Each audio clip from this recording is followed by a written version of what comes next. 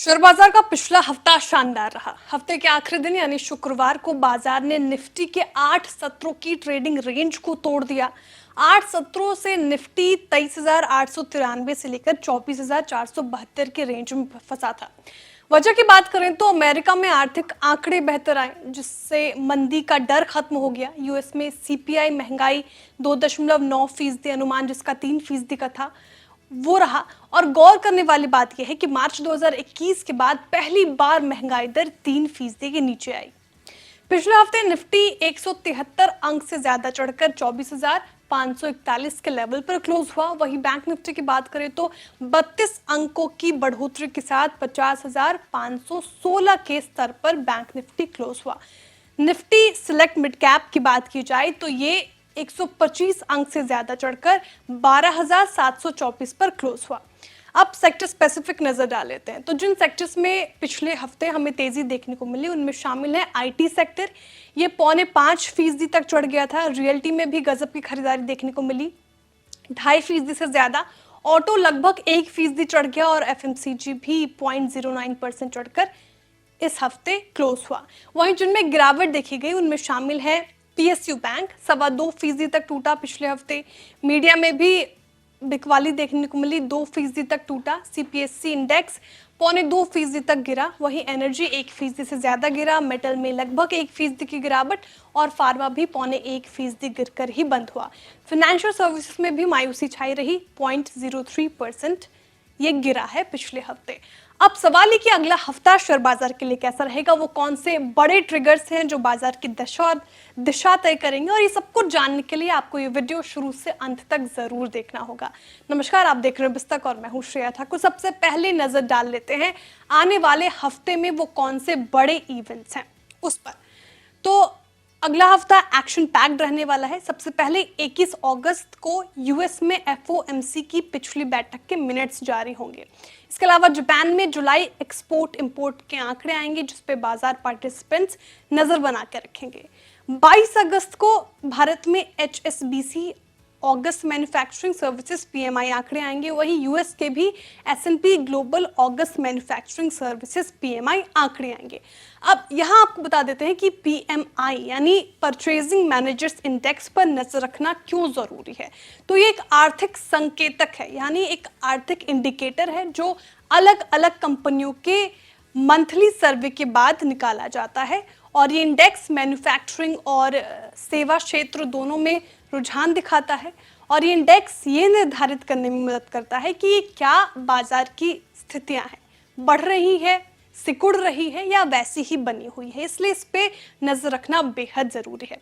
इसके अलावा 22 अगस्त को भारत में आरबीआई एमपीसी की पिछली बैठक के मिनट्स जारी होंगे। इस पर भी बाजार पार्टिसिपेंट्स नजर बना के रखेंगे। यूएस में जैक्सन होल सिंपोजियम में जेरोम पॉल की स्पीच होगी, जिस पे पार्टिसिपेंट्स की खासी नजर होगी।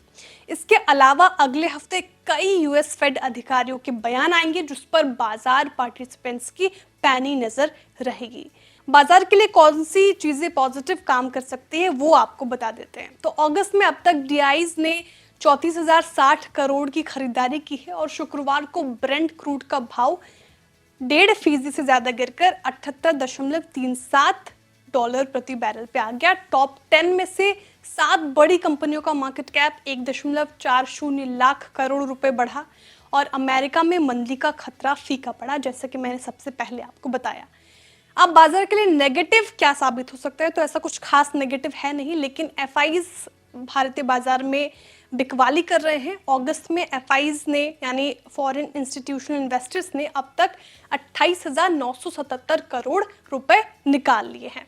अब आईपीओ के मोर्चे पर बात कर लेते हैं। तो अगले सप्ताह 7 नए आईपीओ आने वाले हैं, जिनमें से 2 मेन बोर्ड सेगमेंट्स के हैं। मेन बोर्ड सेगमेंट में इंटरआर्क बिल्डिंग प्रोडक्ट्स का आईपीओ 19 अगस्त को आएगा और ओरिएंट टेक्नोलॉजीज का आईपीओ 21 अगस्त को खुलेगा।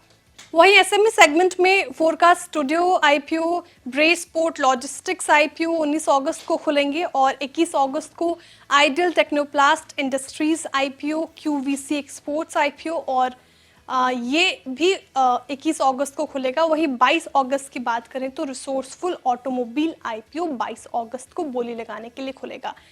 अब एक्सपर्ट्स का क्या मानना है उस पर भी नजर डाल लेते हैं। तो एक्सपर्ट्स का मानना है कि बाजार में अब बुल्स की ताकत ज्यादा दिख सकती है। निफ्टी 20 दिनों की औसत जो है 24,379 के ऊपर लौट आया है और निफ्टी ने पिछले हफ्ते के हाई यानी कि 24,419 के ऊपर की क्लोजिंग दी है। अहम लेवल्स क्या कहते हैं, तो निफ्टी के सपोर्ट लेवल अभी 24,470 से लेके 24,430 के बीच रह सकता है। वहीं रेजिस्टेंस लेवल की बात करें निफ्टी की तो 24,740, 24,685 और 24,750 के बीच में रह सकता है।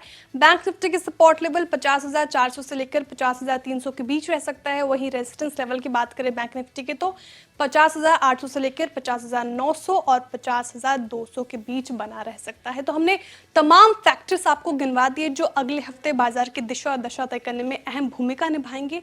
अगर आपको शेयर बाजार में कोई भी पोजीशन लेनी है तो अपने सेबी रजिस्टर्ड फाइनेंशियल एडवाइजर की सलाह के साथ ही ऐसा करें।